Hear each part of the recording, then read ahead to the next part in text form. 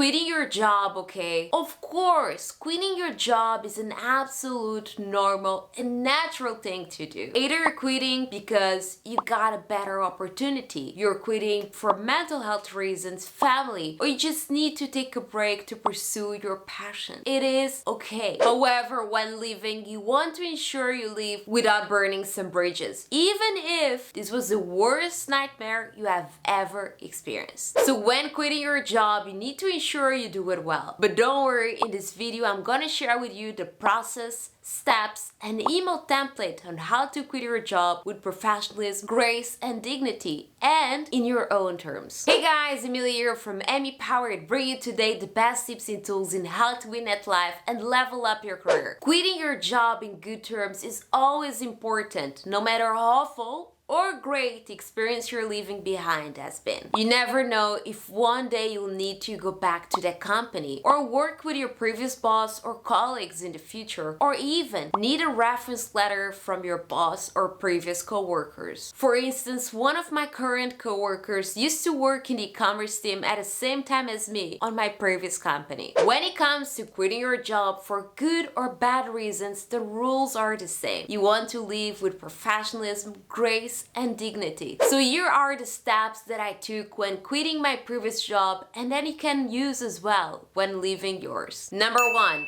I didn't tell anyone I was leaving until I was ready to leave. I had another opportunity lined up, but I only told my manager when all the details for this new job were clear and confirmed. I also didn't tell any of my co-workers, neither the closest ones, because I didn't want to jeopardize my future and current opportunities in case something unexpected would happen. I kept it very professional and discreet, and of course, I didn't want my manager to be the last person to know. So once all the details for the new job were confirmed, I set a face-to-face meeting with my manager. If face-to-face is not available, always do video chat, as video and seeing faces is so much more personal. When I had my meeting with my manager, I tried to be as brief and concise as possible. This is a time where a lot of emotions come to the surface, even if you have practiced 1,000 times. Keep it short and sweet, right to the point. Be respectful and professional, even if this experience wasn't what you expected. Remember, you want to leave on good terms and keep your reputation intact. Also, when I left my previous job, I didn't disclose right away what was the new job or company. And if you don't feel comfortable, you don't need to do it either. So what I did was telling my manager that I had a new opportunity lined up